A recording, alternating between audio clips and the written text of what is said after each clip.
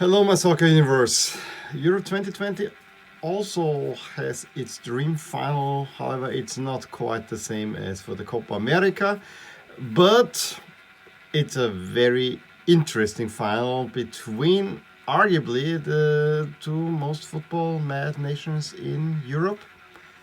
I know Spain and Germany will want to have a piece of that too, but the way I feel it, England is soccer mad, Italy is soccer mad to next level.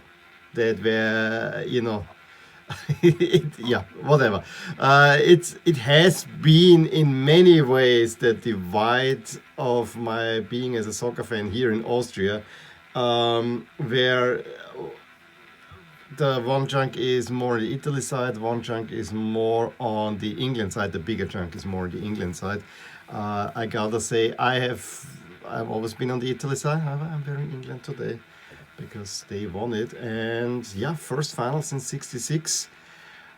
It seems a little bit unreal in many ways because I thought about this yesterday. Yes, the outsider was Denmark, and everyone neutral was rooting for the outsider, and I don't deny that.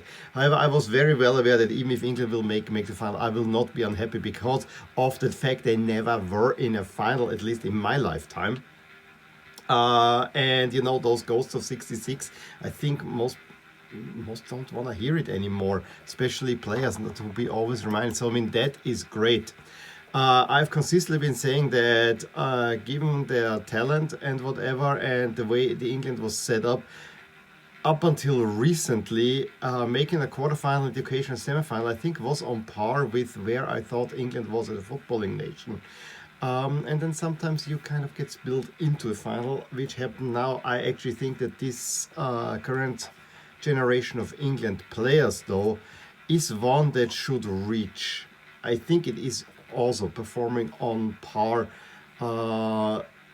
Should reach semifinals, and it was now the third semifinal in a row if you include the Nations League, and I want to include the Nations League because I actually think the Nations League will eventually become the bigger tournament. That's a big call on my part. But going back to that, what I started with, everyone's rooting for Denmark. However, when I look at it over the history, Denmark was 92 in the final and won the darn thing. England has not even been, well, has been close to a final, but hasn't even been close to lifting that trophy. So that it didn't jive, and you always have this feeling that this big football nation, England, which they are, but the national team has been, well, as I said, performing probably on par, at least during my lifetime, because they have not had that great crop of players. Maybe in the mid 2000s, the so-called golden generation, but I think that this generation is more talented because even during the golden generation, I could make out a couple of teams easily that were better than England. Although probably in 2002, with a little bit better draw, England probably should have made the final there. But if you run into Brazil, you run into Brazil. So yeah. I think before we go in more detail into the game, I think overall England going into the final was fully deserved on balance of play. Yes, I was more for it. I wanted Denmark to go in there, and I always said my ideal outcome would be another penalty shootout for the simple reason that, if the final would go to a penalty shootout, now England would be favored to win that one because you don't win two penalty shootouts in a row, unless both had a penalty shootout before. So that was kind of my end goal. But the longer the game went, I said, okay, at least give me overtime that England is a little bit tested because Italy had to play already two overtimes and England had to not waste much energy. Yesterday they did. Against Germany they had to do as well. So from that point, I'm kind of happy. But I also have to say, given how our gassed this Denmark team was, England needing overtime, I think England should have decided that when in regulation should have maybe gone a little bit onto this Denmark team who defended well. So yeah, I would say we'll jump into it. Big atmosphere at Wembley, of course. It is now 65,000 it looked fuller than that, and with all the misgivings for Corona and so on. There was a good Danish block, but I would have loved. I don't like it when VIPs get special treatment, and Danish fans who probably have been tested and all that cannot get into England. That does not seem right in many ways. In any case, there was a big Danish block, and I was happy to see that. England started out rather well. I have to get my notes a little bit so that I don't forget anything. If there's only one game to talk about, England started out, I think, quite well. I mean, more than a Sterling shot was not really in there. However, then I had the feeling that Denmark kind of knew we want to absorb, because England will come out storming with a lot of passion and energy, pushed by the crowd. But I have to say, after about 15 minutes or so, Denmark more and more calmed the game down. And what I found even more, Denmark actually took the upper hand. I mean, there were scenes where England cleared the ball and there was no England player. There were only Denmark players in their own half defending, and they could put the ball up there. And by 25 minutes, I thought that Denmark had kind of managed the almost impossible. You silenced the crowd, you took the crowd totally out of the game, and you took control of the game. You could feel the nervousness in Wembley, and with a Damsgaard shot that went a little bit over the bar, you could see Denmark is here to do something. And tactically, I think at least in the first half, they were brilliant.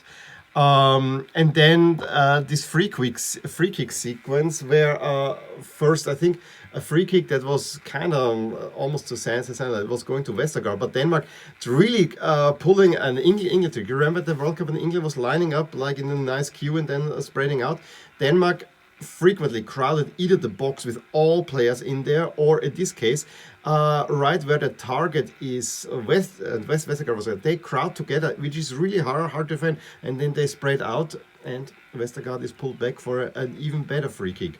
And then again, credit to my wife. She kind of says, "This young boy, I look at him, he's gonna put it in." Damsgaard steps up, puts it in. Wonderful free kick. But I think there's even more to it. Not only did Denmark really earn that free kick, and it was really expertly taken, but the key feature of that free kick is what the Danish, the English wall, very well positioned, and you see this narrow corridor just before the free kick is taken, a few seconds, where Pickford actually has a view of the ball. And then, just when the free kick is taken, the three Danish players that make this mini wall just move half a meter from the shooter, half a meter to the left, towards the wall, close the view for Pickford, who then sees the ball super late. And at first I thought he might, because he's there, he might have been able to get it. But the shot was very well taken, and it's the first free kick scored at this Euros, direct free kick. And what a great one. And second of all, he sees the ball so late that I actually want to absolve Pickford for that. But Harry Kane, stay calm. And I gotta say, England reacted well. I mean, they in the third, took a little bit, but England reacted really well on that in the third 30 minutes. Sterling had already a point blank shot where, yes, he shoots maybe at Schmeichel, but it goes against the run, and Schmeichel's positioning is really great that he can save it. And by the way, I think Schmeichel was my man of the match yesterday in many ways.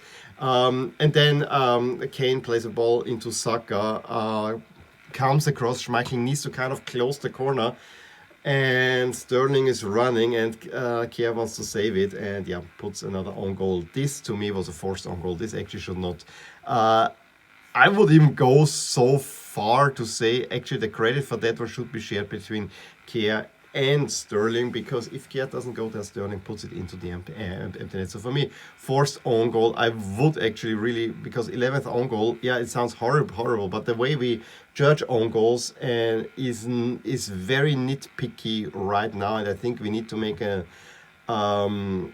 category with proper own goal, like Pedri's, which goes down to keep. That was a proper own goal.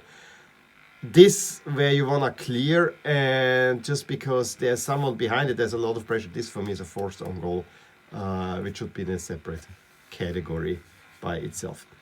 And then you could already see from that goal on the next 5 minutes, England had intense pressure on Denmark.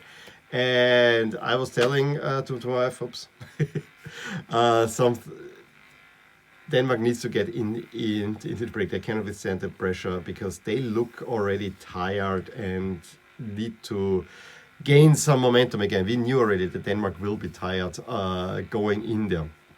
Second half, actually, again, I think it was kind of even, and then Kasper Dolberg has a pretty good shot. I think it was saved by Pickford. Where I thought, oh yeah, maybe the game is even again. But the longer it went, it more tilted towards England. Maguire with a header where Schmeichel, I mean, that was the save of the evening.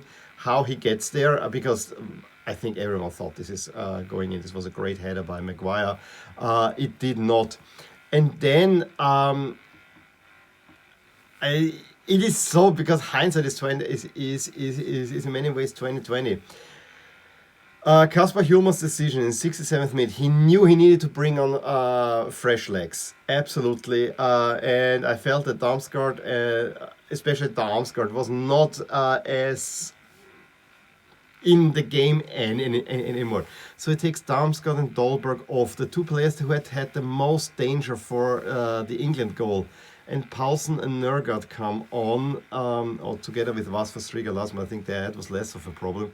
But at that moment, it didn't seem at the time, but looking back, a lot of the offensive energy for Denmark went off. Yes, tiredness came into it as well, but I think those exchanges, Hjulmand, who has been probably my coach of the tournament, A, because he was an own, B, he really coached Denmark very, very well through the entire tournament. But I think he was gonna rule that one. And then Saka comes off, Grealish comes on, and I really thought at this point, probably now England is gonna win this late.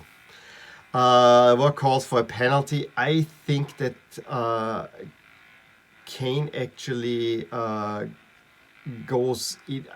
I can see why people are shouting for me. It was not quite the penalty. I think it's Kane going in there and hitting the Danish player before falling over. So it was more penalty than what we're gonna talk about in a little bit.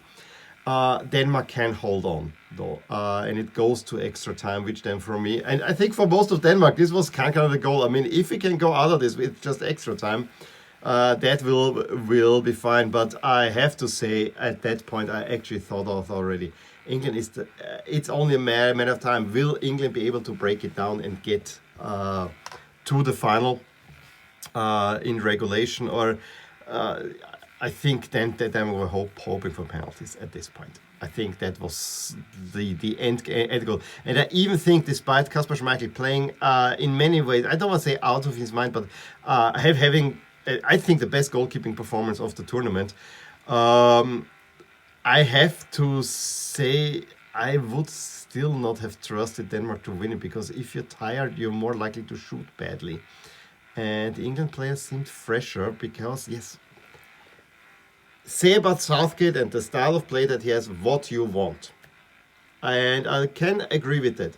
But the one thing that Southgate did expertly well, I think he managed this squad, and I've been saying this continuously. He managed this squad that has been largely overplayed. I mean, they had the most minutes played of any team. But the way he managed the games, he said, we don't need to win beauty prizes or whatever.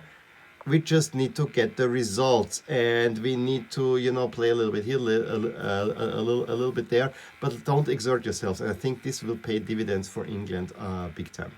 So to overtime it goes, because I think in regulation there was a mount lob that looked dangerous, that it was from the outside in. Schmeichel saved that. Then in overtime, there was a Kane chance that again Schmeichel stopped very nicely. However, that kind of then, because it started again even, but that really, England then put on the pressure, piled on,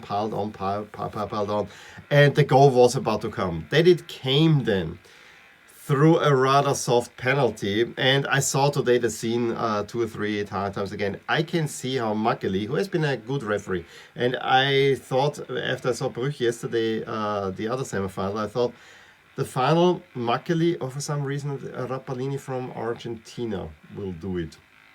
Makkeli had a good game, but I think this penalty did not go necessarily to the line that he has established throughout the tournament, especially in the first game where he didn't give clear hand penalties for Italy. He went against the crowd. I think here maybe he was a little bit swayed. If you look at it live, I can probably even understand it that maybe you got it, but I think that Manuel Grefe in the German TV studio, and he said if you look at the way Sterling is falling, he definitely wants that penalty. And then you look at the replay, and yes, there's minor contact, so this is not gonna get overturned. But it was a little bit of a harsh penalty, and with neutral perspective playing in, of course, you are gonna, a little bit. Does Denmark really need to lose now on a penalty that was a little bit on the softish side? Although it's clear why it cannot be overturned. So yeah, it looks a little bit like a technicality, and in a way leaves a little bit of a sour taste. And I think the more sour taste is potentially Schmeichel's only mistake, because he saves the penalty of Kane. However, I heard it in the morning as well. I thought he was to catch that one, but apparently it was taken too hard, and so it spills out into Kane, who can then on the rebound convert. But I actually thought, if he just parries it out, that's fine. He goes for catching it. And then, with the catching ball, it falls right back to Kane. I think if he parries it outside, I don't think any England player is gonna get there, and it would really fun. But having said all that and all this, the penalty was soft, but the result was just. And then England actually sees it out. I think they tried at first to make this valid stand, a little bit like England and Italy have been doing, but then they actually were proactive forward. There's only one chance by Braithwaite in the 114th, and that was that. Other than that, I think they held the ball, they played it really nicely to have it in the corner, and so England makes it to the first finals in '66. And this is, again, I want to repeat this, England has not played in a major tournament finals in '66. This beggars belief in many ways. And so I can understand, and I sympathize with the crowd, and you celebrating. Yes, you were in the majority. Yes, you were the favorites. It was also good to see that Southgate kind of showed some emotion. I like his demeanor and everything. Yes, he might not be the greatest coach, and maybe for this England team after these Euros, maybe Southgate, especially if they win it, I think Southgate should step down. Maybe they can get even more technically astute coach than Southgate is. But the work of Southgate, he made me at the 2018 World Cup actually like England, which has been a really hard task before for me. So I'm really happy to see him succeed there. I think he's he's an all-around nice guy. So yeah, we have the final, Italy against England. As I said, it's a classic, and it's great to see this final. You know who I'll be rooting for? That's pretty clear. We also know who are the favorites, England. Rather with home field advantage rather decisively. Although one might argue Italy is probably the better team. I think it's a very open final in many ways. It will happen this Sunday, 9 o'clock. I'm looking forward to it. Here is a slight hope we'll get two classic. I like England in the classic jerseys. I want to see Italy in the classic getup. That would make this final even better. Don't give me all blue against all white. Please, UEFA, for once, make it reasonable. Make it reasonable. I think it would add to the allure of this final. Probably the two teams that were most convincing, although England was not that convincing, but you always had the feeling that England has maybe the second gear. I think it's a worthy final, and I'm looking forward to it with a little bit trepidation. What I saw yesterday, how England could not break down this Denmark team, kind of made me a little bit positive. I also think that Italy will not face such a stiff test, but you see already Italy is vulnerable if they're pressed. And the question is if England can do that. I think if England can manage to do that, then I think they will win because they have the firepower to convert the chances that Spain couldn't. However, if England plays like they have been mostly playing this tournament, I actually think the Italian midfield will overwhelm England, and then they could win. That the game is played in London should play into England's cards. However, you know, we have seen a Euro final now where the home crowd, France, did not work out. So maybe it might be too much pressure. We shall see. Any case, I would like to hear your thoughts on that semi-final and also on the final itself. Give me a thumbs up if you enjoyed this video, subscribe to my channel if you want to see more videos like these, and I will talk to you soon. Bye! Hey, just in case you enjoyed this video, here are some videos and playlists that you actually might enjoy too. Also, please consider following me on social media and actually subscribe to my channel so that you stay updated with everything that happens in my soccer universe. And with that, have a wonderful day. Bye!